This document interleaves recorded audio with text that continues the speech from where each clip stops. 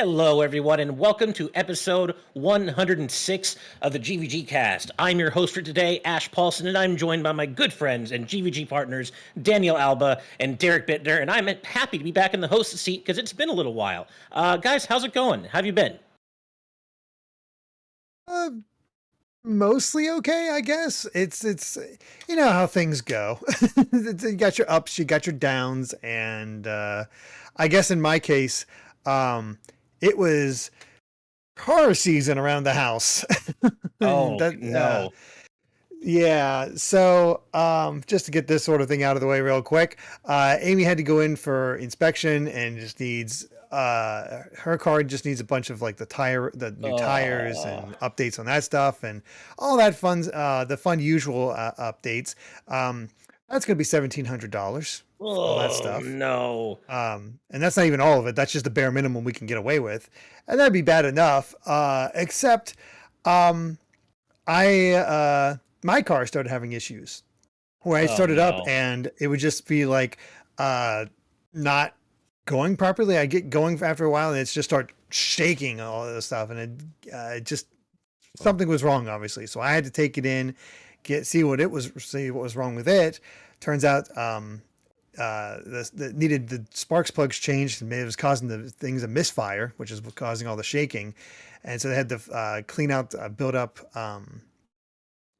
residue and flush the system and all that fun stuff.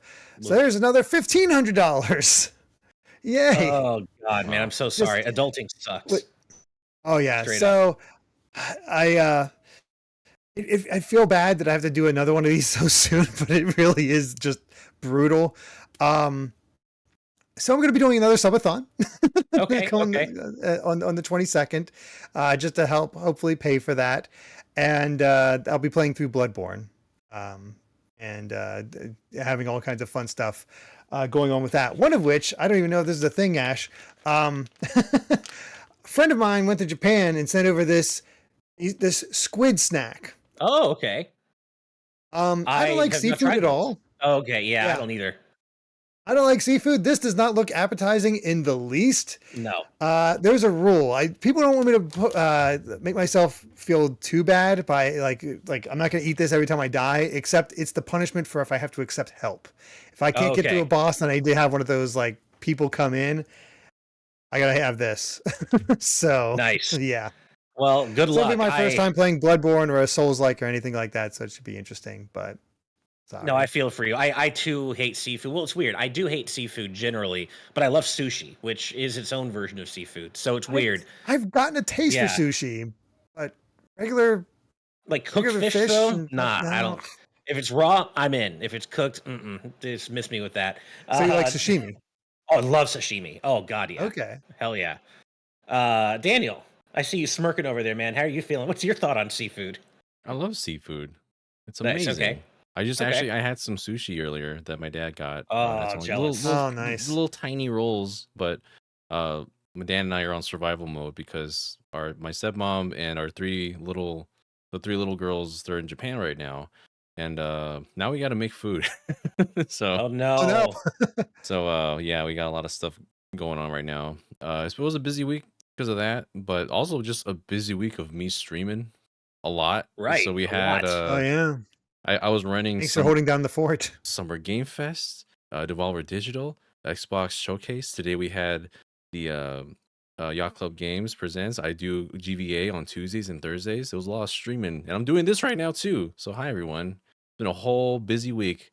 Yeah, Um, I wasn't here, of course, and I didn't realize you were the one running all those streams, man. So thank you for holding it down. I had no idea that was specifically you for each one. Yeah. we unlocked the talents, the ability to just have common sense and watch everyone watch my streaming the video of what we're reacting to. Yeah, We don't have to sync up if we do I it don't that know way. why. I would have I don't never know thought about that why it took before. us.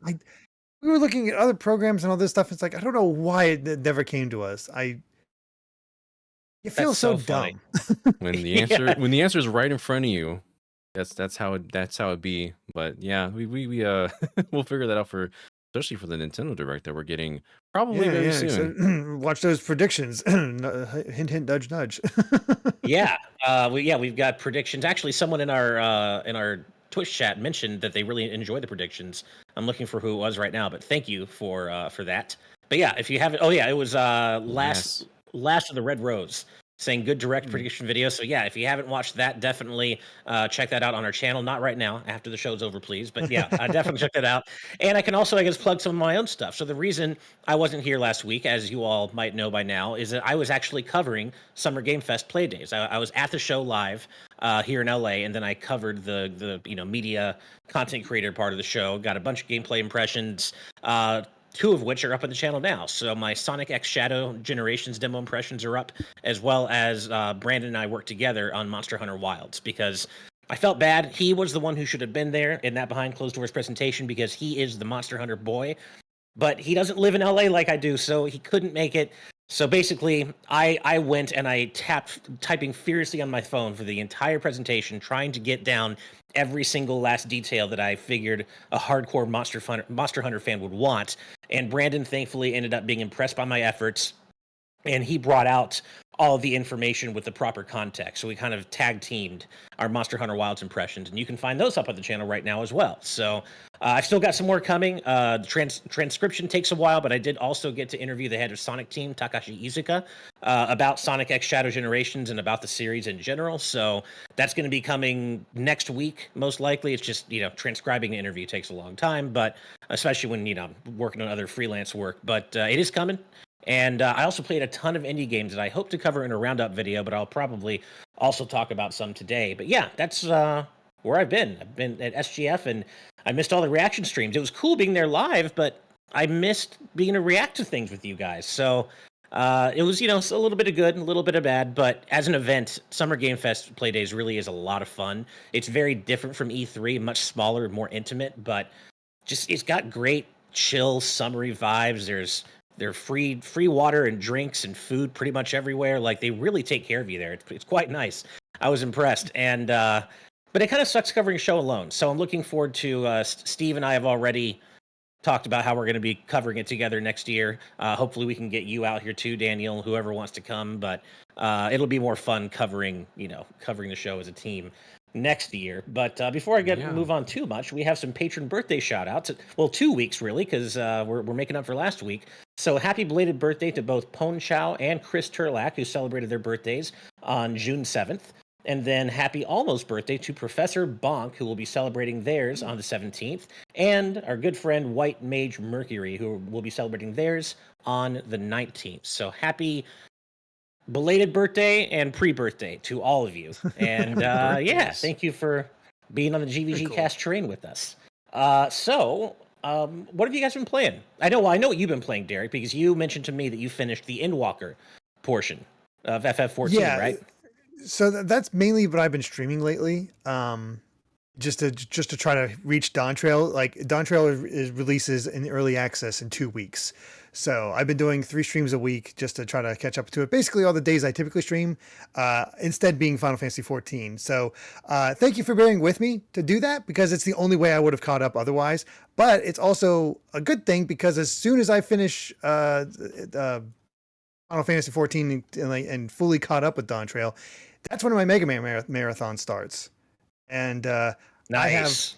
71 games, Ash, to Hell play for yeah, Mega I'm Man. so excited for you. I'm so So excited for you. I went deep. Yeah. Like I've found some weird things.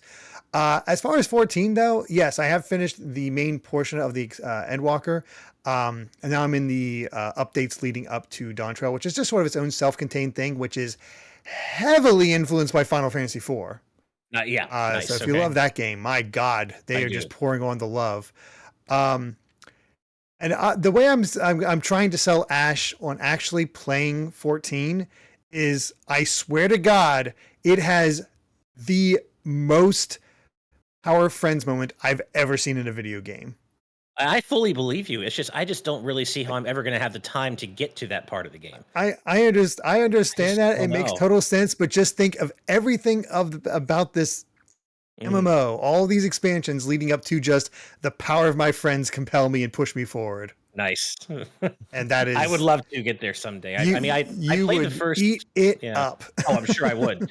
I played it for like 10 hours or so. Of course, the original version. The original. When we're born. Yeah, Roboborn. So I'm like Mhm. maybe 5 to 10 hours into that, and I was having a perfectly good time. I just, you know how it is when you have too many games in too little time.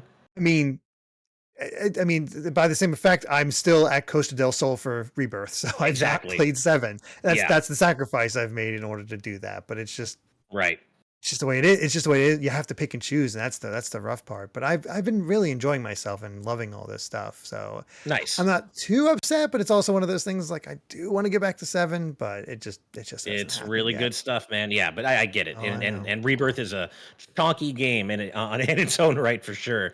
Daniel, what are you playing these days, man? I see you playing Genshin Impact on some late It's nights on it's PS5. it's hard to like get to a new game right now because I mean I'm playing The Thousand Year Door, but that's mostly on Right. stream. I've been streaming that like Tuesday, Mhm. Thursdays for like 2 hours at a time, and now I'm at the end. I finished chapter 5 at this point for the remake. Oh, nice. Um, I now have what was it? I have 5 HP, 5 FP, and like 42 badge points, or probably more than that at this point. So that's how my Okay. run. I am always I've in never done danger a now. run like that. It's scary. I haven't either. Yeah, I haven't either. Yeah, there's like certain badges that only take effect when when you're in danger, and so Yeah.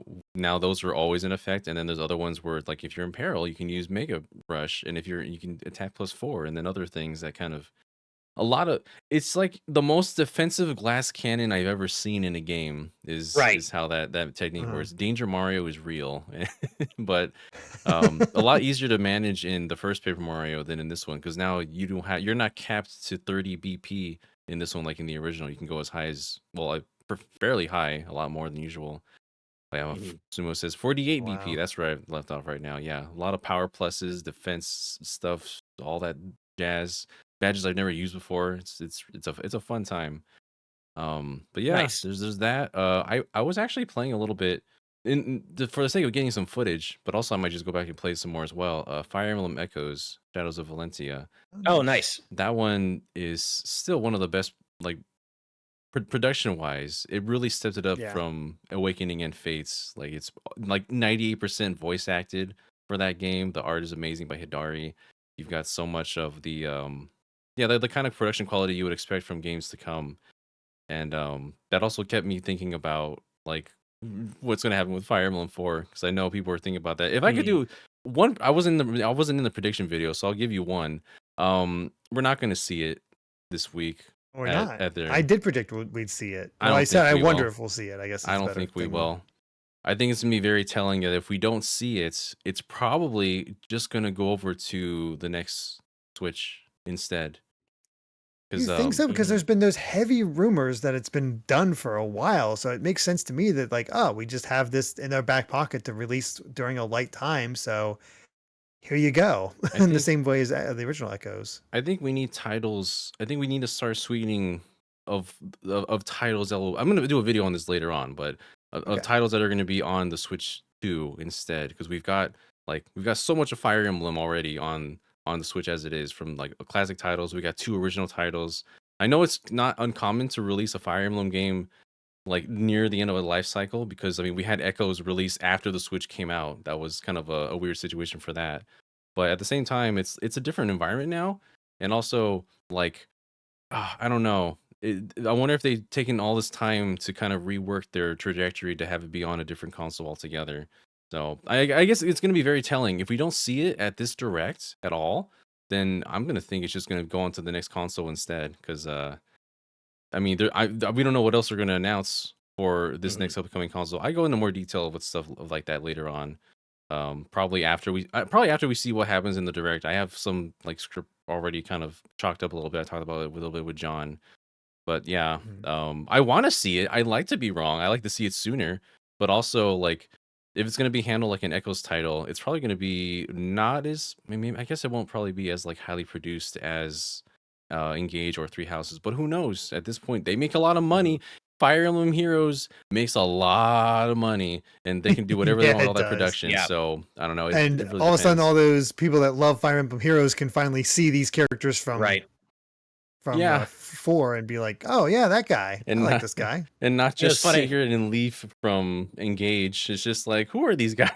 'Cause- It's funny you mentioning Fire Emblem Heroes calls to mind of like a fun anecdote that just happened earlier this week. My wife and I went to get Korean barbecue earlier this week, and I went to go to the bathroom, and in the stall next to me, someone started playing, and I kid you not, someone started playing Fire Emblem Heroes on max volume. And it was like the bathroom was quiet other than that, but this guy just loads up oh my Fire god, Emblem Heroes Fire and he just Emblem plays it. Heroes! Is He that was what it doing sounded like? Yeah. That's like the meme of the game. Whenever you start it up, it's just someone going Fire Emblem Yeah. Heroes. And I was like, well, that's not what I expected from my bathroom trip, but sure, I guess, cool. All right. That's the perfect icebreaker. If you don't know what to Yeah. say, just boot up Fire Emblem Heroes, and you're just like, oh Yeah. man. Yeah. Ash just boots up on his phone and just slowly slides it underneath the stall. I really should have. I should have booted it up just for fun. Yeah. I would have totally Um, booted mine up. Yeah, that would have been amazing. Speaking of Fire Emblem Echoes, though, it's the weirdest thing that we haven't gotten FE4 yet, and I only say that because I still distinctly remember when I did a preview for Shadows of Valentia back at the old place. It was a preview in San Francisco, and one of the Nintendo reps there, I recall it so clearly. She slipped apparently and talked as if Fire Emblem Echoes was going to be a series of titles, not just one, but like a series of remakes, and talked about like the Fire Emblem Echoes line of games, and that never came to be. But the way she looked when she said it sounded like she knew it seemed like she knew she'd messed up, and like, oh, I didn't mean that. And of course I didn't Uh-oh. report that because that's just professional. But clearly it didn't matter because nothing came of that Didn't happen. anyway. Yeah, it didn't happen anyway. So it's just Yeah. strange that never did. I think it's so funny that since way like it was just like 2.5 years ago now, I made a whatchamacallit, a mock-up of what this would look like on the Switch. And yeah. I have seen this mock-up pop up on like other posts, on YouTube thumbnails, on Reddit posts, on online, just wherever. I cannot believe how much mileage I've gotten out of this this box art. I'm putting it on screen right now. Like this Oh, that's is sick. Eventually, this yeah. is the artist that I think is going to be doing the art for Fire Emblem Echoes. Their name is Suzuki Rika. They do a lot of art in Echo or Oh, that's really good. in whatchamacallit, Fire Emblem It looks Heroes. They fantastic. do a lot of specifically art for characters in the JoJo games, and also Oh, okay. in the Cypher, because this artwork is from the Cypher, from the trading card game as well. Oh, okay. So they have a beautiful art style. I think that they might be the one to do the art for this game. I'm tired of seeing this, actually. People keep throwing this around. But Yeah, Well, that's beautiful, though. I love it. Eventually, they'll move on to using your Path of Radiance duology. yeah, I have artwork. that one here Right. too. I'll throw that up whenever Nice. whenever that happens. But yeah, this has gone around so much that that last leak of the direct, like quote unquote schedule, it had Fire Emblem Scars of Jodrell as the title on there. Right. And I was Yeah. like, oh, I wonder where they got that from. Hmm. It's funny. Also, I don't think speaking of this Fire leaker is Emblem, trustworthy. also speaking of Fire Emblem Echoes, I just earlier today, while I was working, I had the final battle theme, Twilight of the Gods, come up while I was working, and that song lives rent free in my head. Man, that song is so good. It's really good. So Yeah. So fun fact about this. So one of the other I do long games on my streams, and I'm playing through Devil Survivor, the original Devil Survivor right now. But after that is an Iron Man run of Shadows of Valentia, and Oh man. I'm scared of that one. An Iron Man run of Valentia, I think, is going to be rough. That is scary. Like the Oh, yeah. structure of that game is very different from other games, from like going to map on a map, like it's a Mario game sometimes, and then the 3D sections where you're exploring inside as well. And just how classes work, it's so unique because all your classes, they start off as like villagers, at least for Mhm. Alm, and then they all become like whatever direction you want to aim them at. There's like no set direction. So the customization of classes was really starting to kick into high gear in the 3DS era. But have fun with that, as Last of the Red Rose is saying. Have fun, Derek. Yeah, I distinctly remember the final map of that game kicking my ass. Oh, yeah. And I was using the special functionalities and whatnot. So like, it might be a bit of a bloodbath. Right. Ooh boy.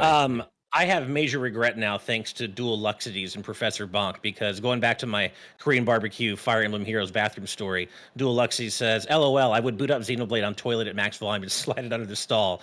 And then, to which Professor Bonk replied, "Just ask the guy, do you want to change it? The future." Just out of nowhere, out of silence. I wish I'd done that. Oh man, I love Xenoblade so much. Love it. Incredible. Yeah. So I guess in terms of what I've been playing, I have unfortunately made slow progress on the Thousand Year Door remake just because of SGF work and including GVG and also out of GVG. Hibernation after SGF. Have hibernation. I had to sleep after SGF because that Sonic X Shadow Generations preview video, I had to pull an all-nighter to get that done, and I just wanted it to go up ASAP just to strike. You always want to strike while the iron's hot, especially with Sonic for our channel, because Sonic is always a high performer for us. So I pulled an all-nighter for that one. That was rough. Yeah, I had to sleep after the show. So I am making slow progress on Thousand Year Door remake. I'm only now just finishing chapter 2. I've also, unfortunately, I'm not going to have any time to play this weekend because my mom's birthday is tomorrow, and then it's Father's Day on Sunday. So it's going to be slow progress, but I am working on it. But thanks to I wouldn't have heard about this, and I tweeted about this yesterday. I wouldn't have heard about it if not for a PR email that came into my inbox. But Choice Provisions, the guys who make the Bit Trip series, they made a remake, like an expanded remake of the original Bit Trip runner called Bit Trip Rerunner. And it came out on Steam last year, like late last year, but they just dropped it on PS5 and Xbox a couple of weeks ago. And you know me, I love the Bit Trip Runner series. Runner 2 is one of my favorite games ever on Wii U. So I got this on PS5 immediately. And it's such a great game for quick pick up and put down sessions where if you don't have hours to play for something like Paper Mario. And so I've just been playing that on and off for the past couple of weeks, having a great time. Just about to get the platinum already, just because it's a series I'm pretty good at, and I've played all these games. So yeah, I've been playing that on and off. If any of you like the idea of a rhythm-based platformer, and it is an auto runner, but I normally don't like auto runners, but this is the one series I'll make an exception for. So if It's the like idea, Harmonite. it kind of is, yeah, it is kind of like Harmonite. Yeah. So yeah, if the idea of a really cool vibey rhythm platformer tickles your fancy, do not miss this game. I think it's only $15 on the PlayStation Store right now. So it's there's no demo unfortunately, but it's not a huge buy-in.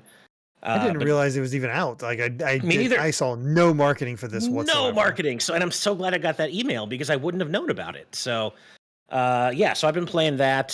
Still chipping away at Thousand Year Door, and that's kind of it. Other than everything I played at SGF, and as you know, I played Sonic. I played, or I watched Monster Hunter.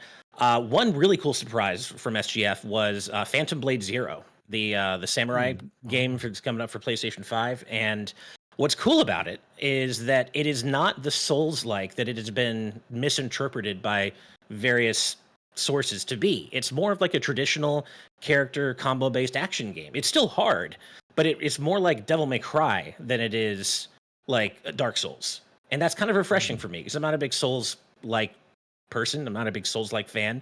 And this plays much more akin to like a traditional character action game. And it's a lot of fun. And they're not even planning to release until 2026. And already the combat feels really smooth, you guys. Wow. 2026, really? Yeah. Jeez. That's what I asked. And they said, we're aiming for 2026 right now. That could always change. But, well, I'm like, man, I am so impressed because the combat already feels so smooth. And Dual Luxity is a good point. Another game I played that's also getting no marketing is Super Monkey Ball Banana Rumble. I played that at Summer Game Fest as well. And it's really a shame because I think the game's going to be fine. I think it's going to be good. But they showed it off to me in the worst possible way. And what I mean by that is they only let me play the tutorial and then the multiplayer modes with 15 bots. They wouldn't let me play story mode, like just the regular adventure mode. And here's the thing about multiplayer. If you add even one bot, the frame rate's cut in half from 60 to 30. And 30 FPS isn't really what you want to play Monkey Ball at, in my opinion. Just bots? Yeah, well, no, you can play online with other people. There's local and online play, but they just wanted me to experience. Well, no, what I mean is a bot cuts it in half. That's the thing that threw me off. Even bots cut in half, yeah. So not only did they have me playing it at 30, but they sat me in front of like this probably 70-inch TV, and I probably was like a foot and a half away from it. Ooh. And the textures aren't great, given that it's a Switch game and not the necessarily the best looking Switch game. So it's just like it was 30 FPS. There's no anti-aliasing. The textures are iffy. That wouldn't be an issue if I was sitting further away. But here's the thing: the tutorial I played, 60 FPS, it looked fine. It was pleasant. It looked like a pleasant monkey ball game. So I don't know why they were showing it off to me in the worst possible way they could. And to be clear, I'm still probably going to get it. I don't care about the multiplayer stuff, but I think the game's going to be good just with the basic adventure mode. It's like 200 new stages. But yeah, I don't know why they only let me play the multiplayer games. That was just not great. Although they did have the Sonic DLC installed, so I was able to play as Tails, and that was cool. The one other thing I'll mention that really stood out to me at SGF, and this is something that also stood out to me during the SGF Live presentation.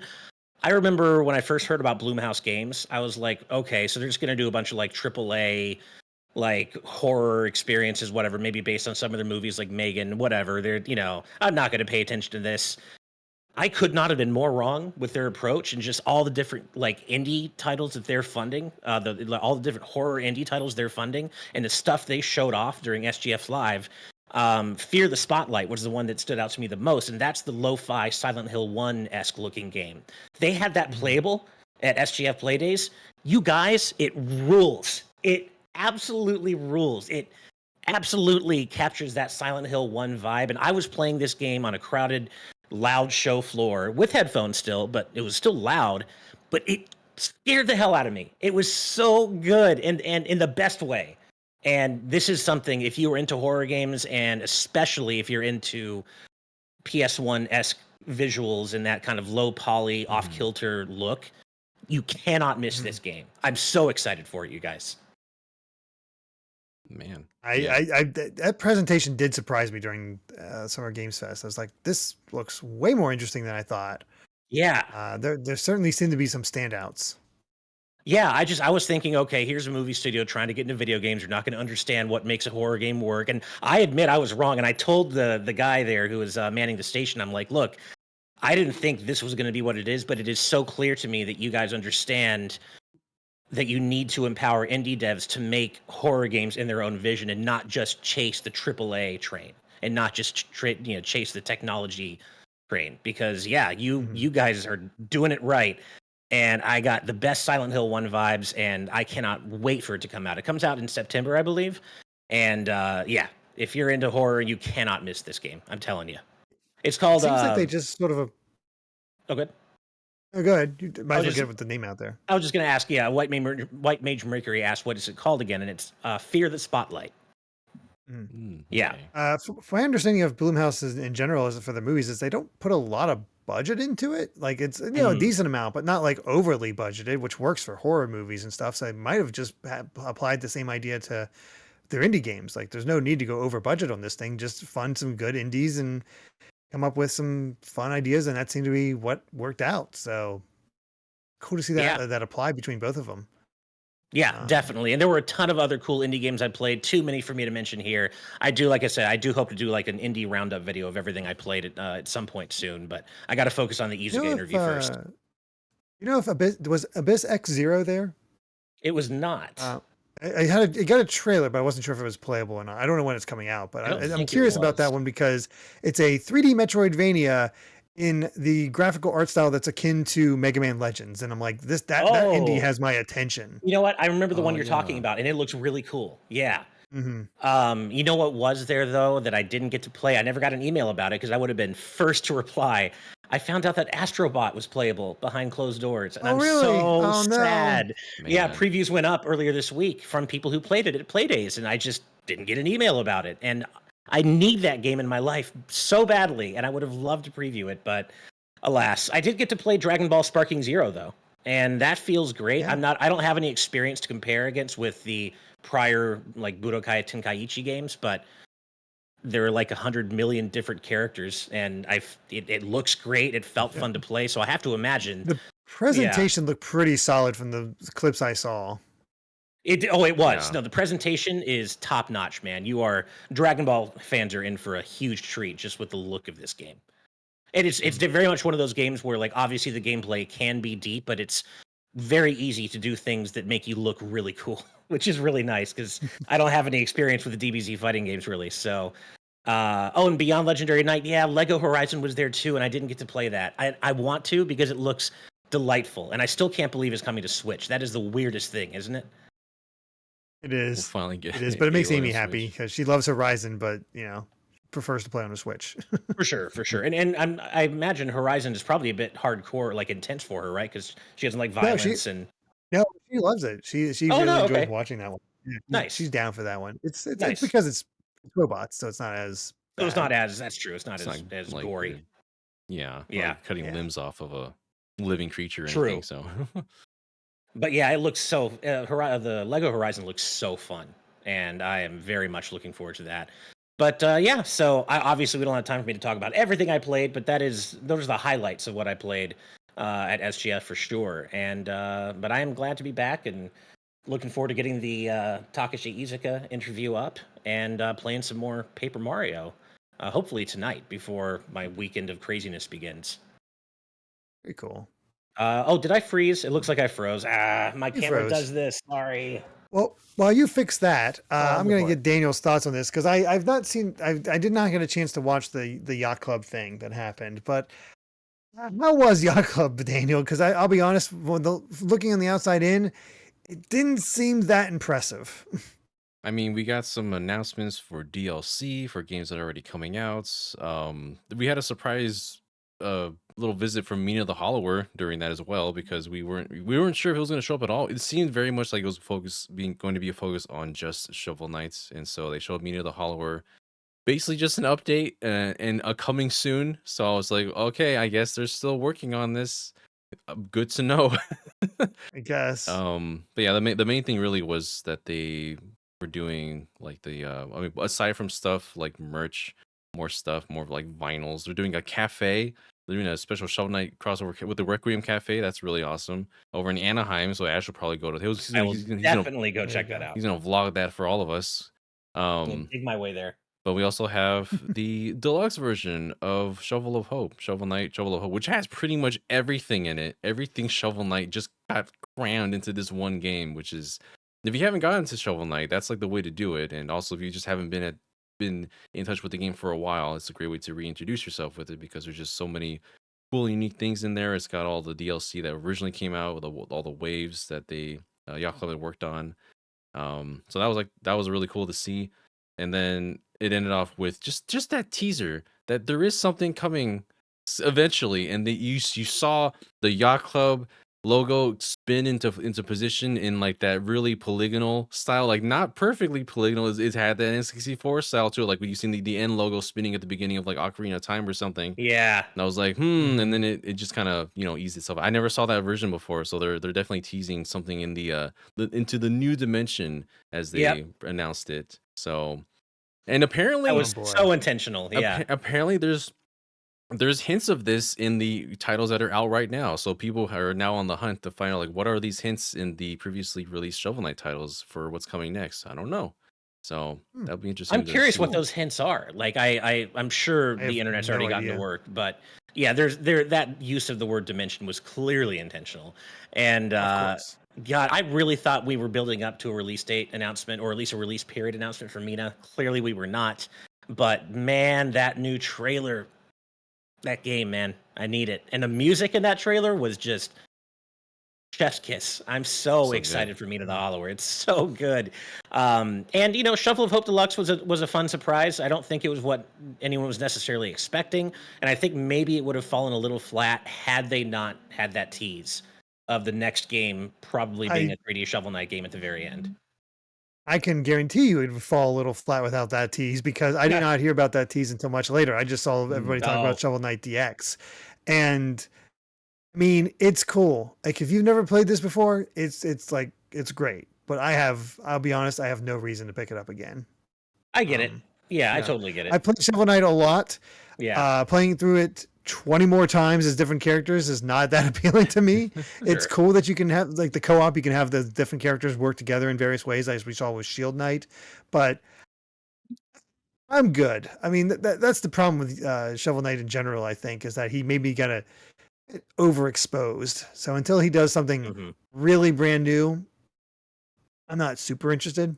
So It's funny. the fact that we might get a 3D one, I'd be okay with. Yeah, we'll have to wait and see. At least they're doing some things with this version that you couldn't before. Like as the Alpha Line is saying in chat, at least the Amiibo exclusive co-op mode will now go multiplat, and it'll be online too. So I'm glad that these Yeah. Yeah. features will now be able to be explored by more people that don't just have Amiibo of Shovel Knight, because it Right. wasn't really like Yeah. it wasn't the most practical way to access a mode with a friend. So It's funny. I think maybe because, and this was actually shown off during the presentation, I'm working on the new 10th anniversary Shovel Knight art book for Udon.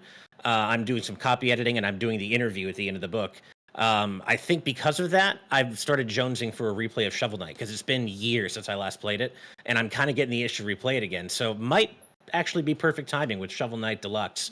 But yeah, I'm very grateful to Udon for bringing me back as a freelancer to work on this, because I was the project like lead on the original version of the art book, and they brought me back to also help out with the 10th anniversary book. So I'm really happy to be working on that and kind of leaving my own little mark on the franchise. Before I forget, there is one other thing I've been playing, and you will know this, Dual Luxities, because you've been watching recent GVG casts, as well as you, Hobo Phoenix, and Twitch chat. But my wife and I are still working on Ace Attorney 5. Here's the thing, though. We're on case 2, and it kind of sucks. Like, it's a real slog, you guys. I'm telling you. I still love Ace Attorney, eternal Ace Attorney fan, but I got to be honest about the cases that don't do it for me. And 5-2, my wife and I have been stuck in it for like 3 weeks. It's just such a slog. Is it worse than the circus? It's probably not quite that bad. I still think 2-3 is maybe the worst case in the series, but 5-2 is easily a top 5 or top 3 worst for me. Oof. At least so far. Well, we're about halfway through, I Okay. think. We're about halfway through, but we just got through the first trial day, and we're into the I'm seeing a second lot of people saying investigation this like, day. no, I don't like 5.2 at all. Yeah, yeah. Oh, case 5-2, IE Dragon says, is probably the most slow case in 5 and 6. That's a relief. I have heard that the DLC case, which we're playing next, is one of the best. So I'm looking forward to just getting through the rest of this and getting on to some better cases. But that's the other thing that we've been chipping away at. But I feel like we've been really going on for a while about everything we've been playing, Summer Game Fest, the Yacht Club Direct. So should we go ahead and move on to our patron topics? Yeah, let's go ahead and do that. Sure. Although one quick thing I should mention, Sure. just high five to across the aisle to you, Ash. We got some Mega Man. We got our Mega Man Game Boy collection just on NSO. Oh, I was freaking out about it last week when I it sent happened. it to you Yeah. immediately. No, I mean, this whole time I've been wanting at least Mega Man 4 and 5 for Game Boy on the service and thinking maybe we'll get 5 someday. No, they dropped all 5 of them at once, which was such a cool thing. They actually remembered Mega Man as a thing for once. Too bad we didn't get an announcement at Summer Game Fest, but it is great to have all 5 of these games on the system. And plus, fans are also reviving Capcom's canceled Mega Man Mania compilation Yeah. for the GBA, and they're actually doing like colorized versions of the 5 games and like putting them together in a compilation that will be compatible with the Game Boy Advance, which is really cool. Wow. Very Yeah, cool. that's awesome. Yeah. And if you haven't played the Game Boy Mega Man games, I won't the trailer that Nintendo dropped doesn't necessarily do them justice in my opinion. Like 1 is just it hasn't aged great, but it's fine. 2's kind of crap straight up, but like 3's good, and 4 and 5 are legit 2 of the best classic Mega Man games of all time. Heard that. It's 4 and 5 are top tier Mega Man classic games. So don't sleep on these for sure. And you can also use rewind to get through some of the jank in the first game if you want. So they're definitely quite playable. Here with rewind and all in save states and stuff. And so definitely do not sleep on them. They're not just carbon copies of the NES games. They all have unique content. And 5 is completely unique. It's a completely unique game with totally different bosses and a story. And so definitely do not sleep on those. And that was a really nice surprise to have happen. But for now, let's go ahead and move on to our patron topics. And just as a quick reminder, we do have a Patreon, patreon.com/GVGaming, where if you support us at the producer tier and above for just $10 a month, you can suggest topics for us to discuss, just like the ones we're about to do here. And Derek, why don't you start us off, man? All right. Mine comes from Marathon Max, who goes, "Let him cook." We've all heard the expression, but let's get literal here. What is your favorite thing to cook or bake? I thought, Nice. I don't know. Considering I cook a lot anymore, it just sort of appealed to me to have a question like this and talk about it a little bit. And I cook various things at this point. I try a bunch of different recipes. I just made chili tonight. Turned out pretty Nice. good. Um, and I will say probably my favorite thing to make, because satisfying 4 kids is tough when they yeah. tend to be a little picky. The thing that they seem to like most, that everybody enjoys, is me adapting a stromboli recipe from HelloFresh. We got it once, and I Ooh. just sort of took the core idea and adapted it just with different fillings. So basically all you need to do is get the Pillsbury thin crust pizza dough, roll it out, cut in half, just to have that, and then layer it with mozzarella cheese. And for the kids, I just put like ham or turkey deli meats on there, roll it up, they're good to go. Get some nice simple ham or turkey stromboli, or you could do it up a little bit more and get some sausage, grill that up, put some veggies in there like peppers and spinach and all that stuff, and just make a nice meal. It doesn't take too long, but it's not difficult, and everybody enjoys it, which is always the thing that makes me happy. When everybody, like even Kai eats it, he's picky. Nice. He'll actually eat it all, and that's a nice way to sneak in like veggies into him. But yeah, that's sort of my go-to. Oh, I'm getting hungry. I haven't really eaten much today, so I'm just already getting hungry talking about this. What about you, Dan? Anything you like to cook in particular? I know there's more of a classic dish that my dad's always made every now and then, and that's his enchiladas. And so he'll Ooh, get a certain pan that we have. He'll start like frying the oil there, and then we'll dip some corn tortillas in there. We'll get them nice and soft, and then we'll dip that into the enchilada sauce. It's a kind of a 2 or 3 person job. We kind of have a whole cycle going when we make like a lot of. There's like I have a tray of like 30 or so of them going when we have like parties or whatever, and we'll just lay Oh that on man. there. We'll get some. Sometimes we'll make homemade rice as well. That Mexican rice to put nice. inside our cheese and whatnot. It always smells really great in the house whenever we make those. It's always That that amazing. sounds so much better than the simple ass uh blanking on it, but that I make the fajita. No, not fajitas. I forget what you just called it. Help me, Daniel. My Tell me a life. enchiladas. Oh, enchiladas. Yeah. Enchiladas, It's yes. like- God, I blanked on it.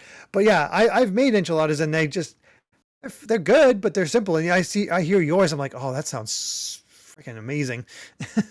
Yeah, if it's just me, I'll do like the simple ones. I'll have like a flour tortilla. I'll get the sauce going, and we'll still make some homemade rice and cheese and all that. But we'll put that together. We'll sauce it. We'll top it with like some chopped olives and cheese and all that, and we just kind of get everything going. Oh, But that but sounds so Mm. good. but it's always the authentic ones that I do with my dad. That is always those are always the better ones with the corn tortillas, because the tortillas are nice and soft after in the oil, and then you just lather them with the enchilada sauce, and it's always a good time. We have oh yeah, and because we have our sisters, we always some of them would be just like plain cheese. Some of them have like seared grilled chicken inside as well for some of them. So it really just depends. We Mm. try to make a nice variety, especially if we're gonna have people Mm. over. So that's our main. That's the Alba dish you'll get if you ever visit here sometime. We'll make something nice for you. Hell yeah! I'm. You know what? Show's over. Sounds I'm driving amazing. right now. I'm on my way. I'm driving up to San Francisco right now. So I have a lot of my mom is from the South, and so I have a lot of like Southern recipes that she usually cooks for like gatherings like Thanksgiving or the holidays. But I've gotten particularly good at making her like dessert recipes that she passed on to me. So like I make, and Ooh. this will be taken out of context easily, but I do make a good I make a mean fudge. I'm very good at making fudge. I also make a really good pecan pie that I enjoy making. Also fudge pie. Ooh. Bring on the jokes. But yeah, so I make just pure fudge, but pecan pie, fudge pie. I've done some apple pies, And usually, like when we go over to my wife's family's place for the holidays, they just always ask me to make the dessert. And I also make really good homemade apple cider as well. So those are Oh, like probably my nice. favorite things to like either cook or bake or and you don't really cook cider, but you know what I mean. But yeah, so basically Yeah. every time during the holidays with my wife's family, it's like we'll supply everything else. You just Ash, can you please make all your desserts because they're so good. So um I yeah. That's a weakness of mine. I'm not great at baking. I've not done Oh a lot of really? baking. There's a Mm. few Okay. things here and there that I do. Like I actually have the Final Fantasy 14 cookbook, and they have a pretty interesting dessert using syrup and croissants and making a sort of like a nut butter to slather in between it. It's decadent, but it's good. Or I'm laughing because I'm 12 years old, but that does sound really good. Yeah, I know. I mean, hey, you and your fudge, me and my nut butter. So there we Yeah, go. exactly. That has to be an out of context moment.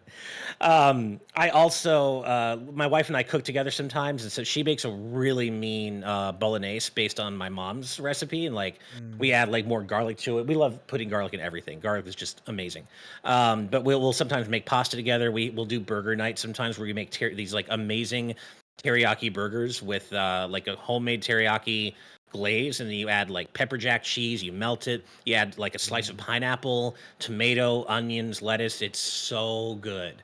And that's another thing I enjoy cooking with her. Wow, very nice. Yeah. That's Man, I'm awesome. hungry. God, I'm so hungry now. We started Well, with the food topic. Oh I no. Yeah. know. God, I should have thought about that. All right. Well, thank you for that one, Marathon Max. And Daniel, who has your topic this week? This topic comes from our own Duncan. They wanted to know, hey GVG, what do you think makes a character viable as a guest character for a video game? Good examples include games like Soul Calibur, where they pick sword-like characters from other games and media, and Mortal Kombat, where they pick super violent characters. But then there are some odd ones like Negan Smith in Tekken 7 and Spider-Man in one of the old Tony Hawk games. Do you also think that console exclusive characters bother you?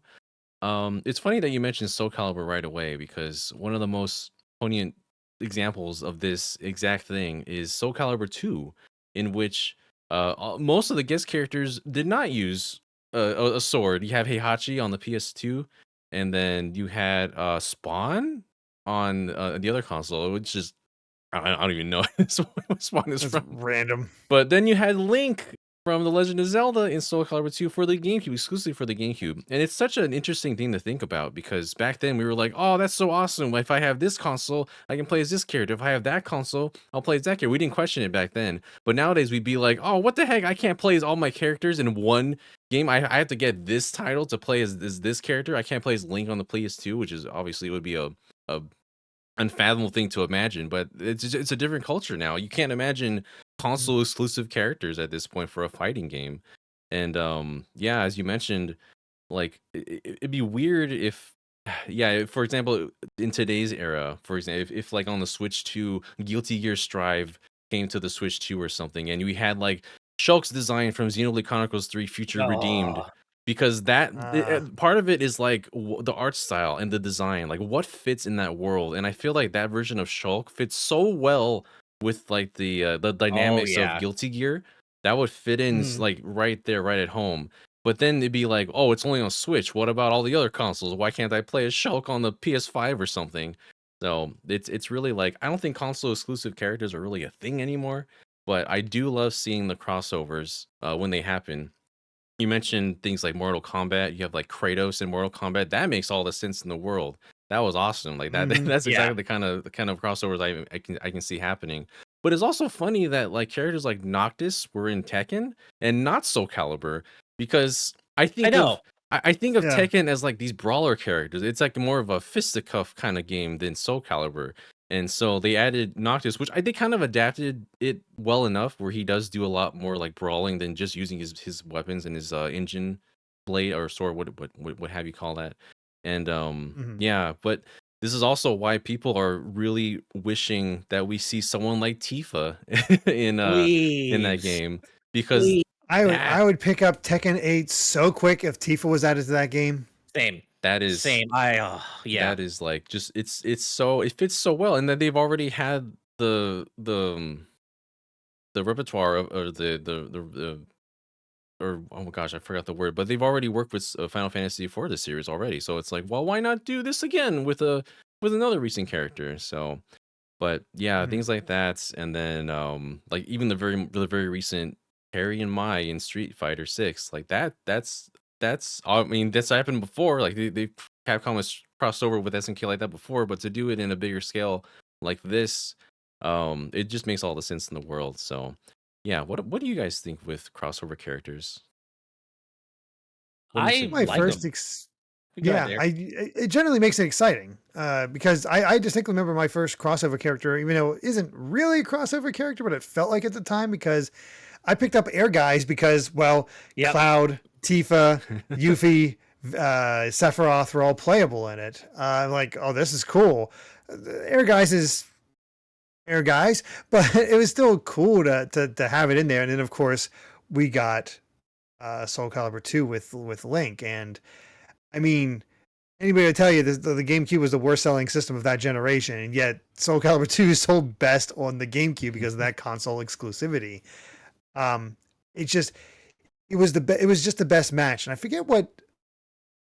Actually, I've heard mostly from the Triple KO podcast that Mac Muscles and Justin Wong do.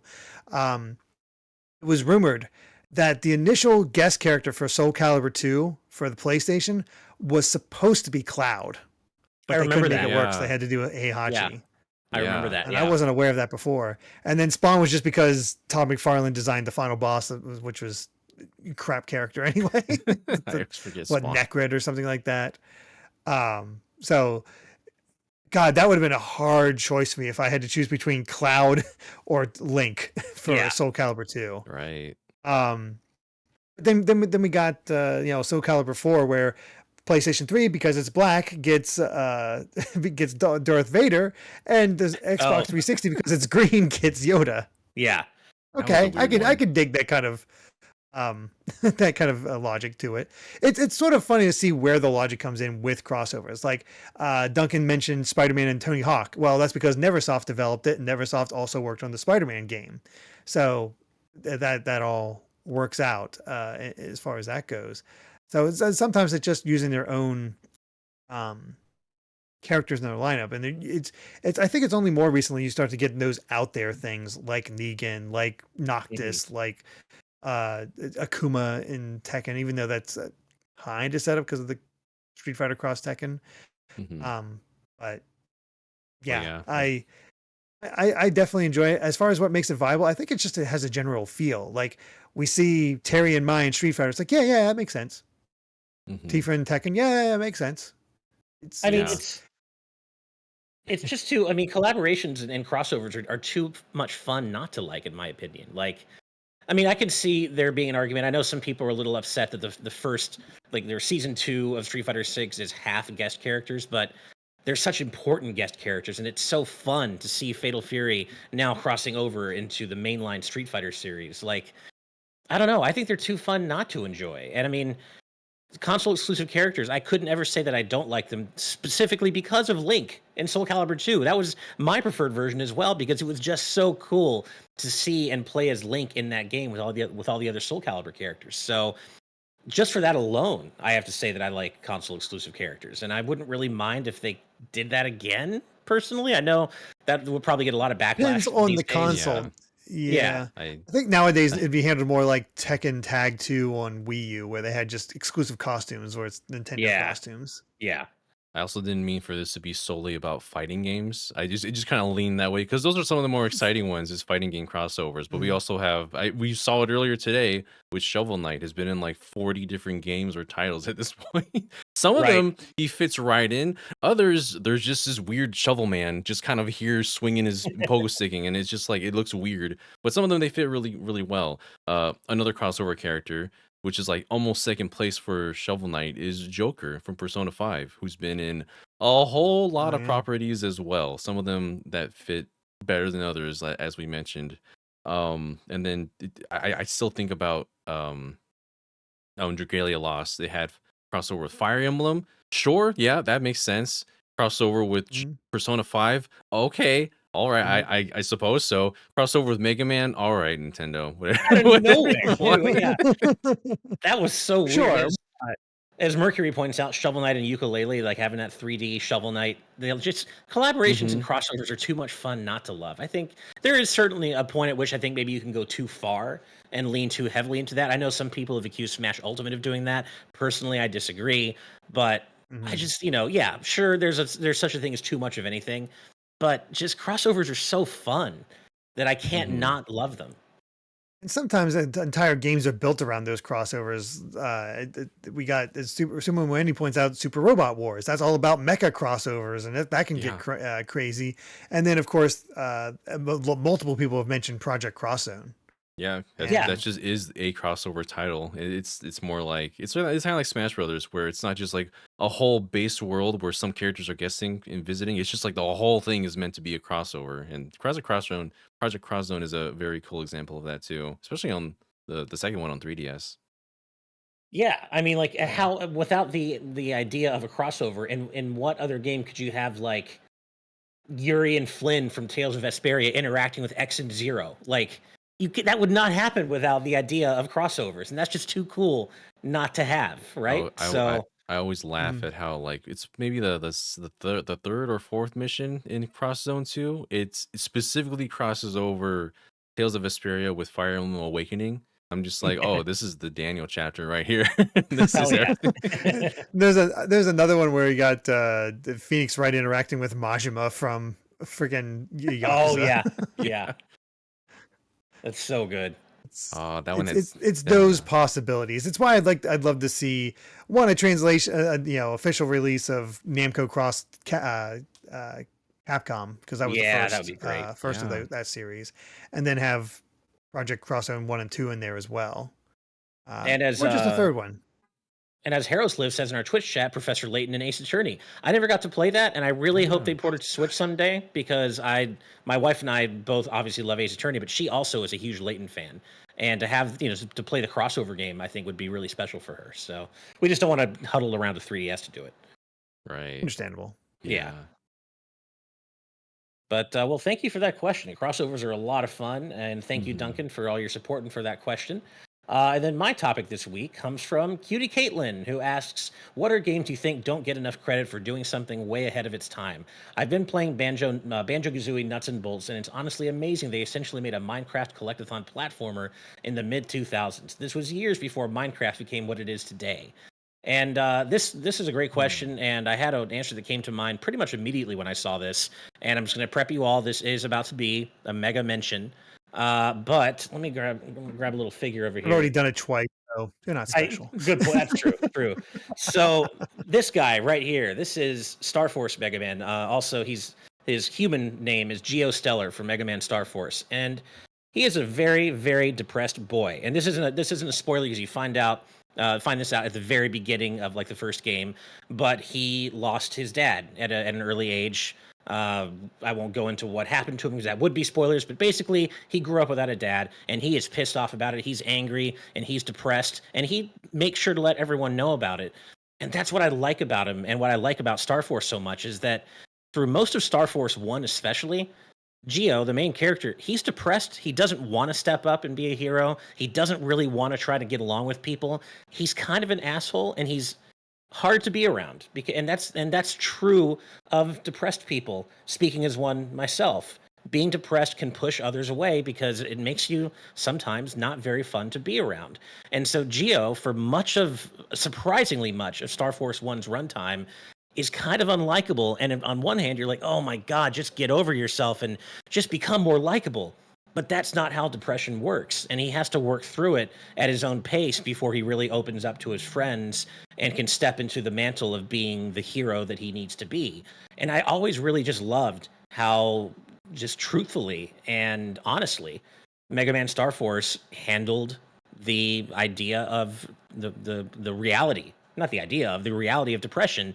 And you wouldn't necessarily think that something like a Mega Man game would tackle such an intense real life theme head on, but it does, and it does so very well. And it does, the game does not make you likable, or sorry, does not make him likable before he's ready to take those steps. into kind of embracing his friends and accepting the support that his friends want to give him. So that's why this stood out to me a lot. Mega Man Star Force definitely does not get the credit it deserves for approaching such a difficult topic as depression openly and honestly the way it does.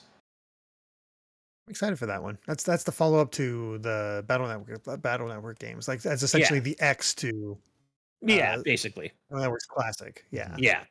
Yeah. So that's my answer for that question.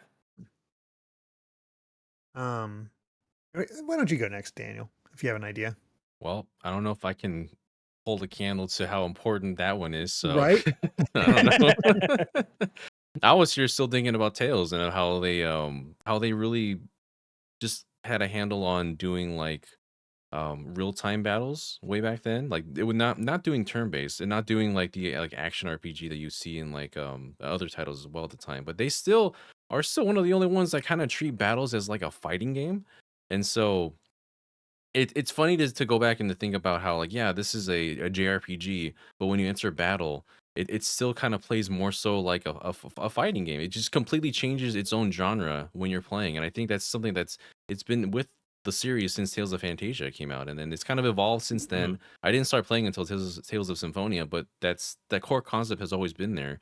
Like there's been games in which Tales of Rebirth has like you can go into different lanes of battle as well, and there are some fighting games that actually adopt that as well, where there's like different I think one of the Fatal Fury games do that as well. Like different lanes in Oh, with the battle. line system. Yeah, Yeah. I do So have that. I feel like that series kind of um took battle systems in JRPGs into a different direction, and I don't even see it implemented that often in other games. It's always like action RPG or turn based, but there's not many games that do what Tales has been doing for a while now. And even with Tales of Arise, like it's evolved the battle system so much.